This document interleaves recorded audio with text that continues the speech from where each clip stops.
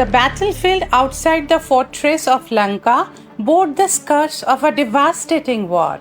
Once lush and vibrant, the land was now marked by broken weapons, fallen soldiers, and charred earth. The air hung heavy with the acrid scent of smoke and the distant rumble of thunder. In the heart of the battleground, Rama and Ravana stood face to face, their armies watching in tense anticipation, the silence broken only by the occasional whisper of the wind. Ravana, perched on his gleaming golden chariot, radiated a menacing aura. His 10 heads swifted subtly, each face displaying a different emotion: anger, mockery, and unshaken confidence. Opposite him stood Rama, calm and resolute, his bow down and his gaze steady. The tension between them was palpable, a clash of opposing forces, arrogance against humility, tyranny against justice.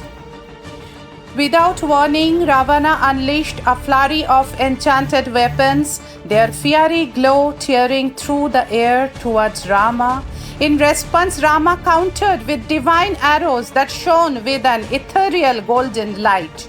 Each collision of their weapons sent shockwaves rippling across the battlefield, blinding flashes, illuminating the chaos, and scattering debris far and wide.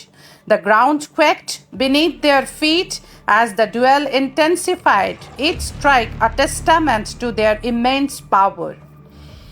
Among the onlookers, Hanuman, Lakshman, and the Vanara warriors watched in awe and trepidation. Their eyes reflected both admiration and concern as they witnessed the fierce exchange between the two great warriors. Each arrow, each strike carried the weight of destiny. As the battle reached its peak, Ravana summoned his ultimate weapon, the Shakti Astra. Its dark energy crackled in the sky, a storm of power ready to descend. Rama, unfazed, invoked the Brahmastra, a weapon infused with divine energy that shone brighter than the sun. The clash of these celestial weapons erupted in a cataclysmic explosion, the brilliance of their collision engulfing the battlefield in an overwhelming light. When the light faded, the battlefield was shrouded in smoke and ash.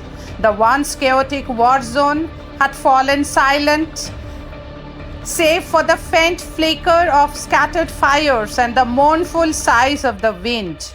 In the center stood Ravana, wounded and unsteady.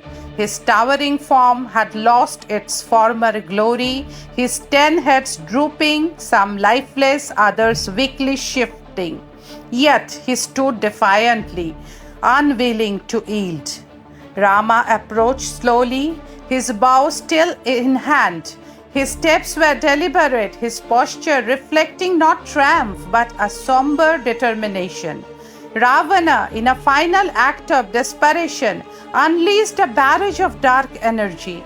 Rama countered swiftly, his arrows cutting through the onslaught with unerring precision.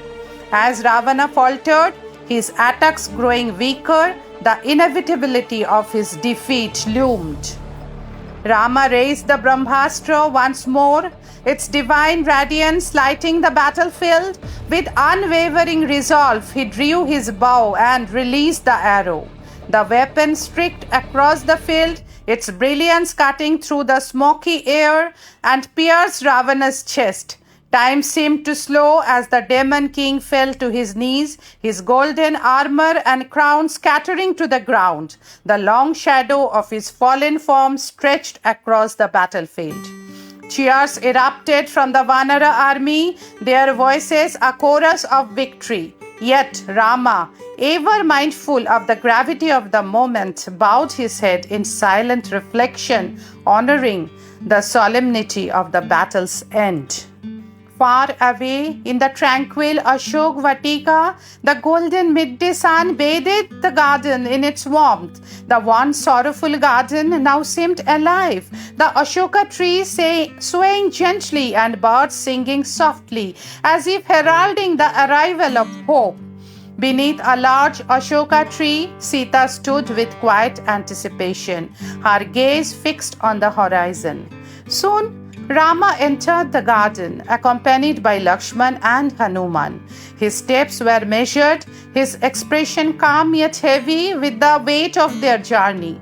The Vanara warriors stood at attention, lining the edges of the Vatika as Rama moved forward. Sita's eyes welled with tears as she saw him, her breath hitching with a mix of relief and emotion. Trembling, she took a tentative step towards him. Hanuman, ever respectful, bowed deeply to Sita before stepping aside, allowing her and Rama to face each other. A soft breeze stirred the flowers around them, and the golden sunlight filtered through the branches above. Rama bowed slightly, his face composed yet reflective of the deep emotions within. Sita folded her hands in reverence, tears streaming down her face as she moved closer, her heart swelling with both joy and sorrow. Their reunion was quiet, the weight of their journey and trials communicated through their eyes and subtle gestures. Beneath the shade of the Ashoka tree, framed by its branches and the radiant sunlight, the couple stood united at last, a moment of peace and triumph after a saga of endurance and devotion.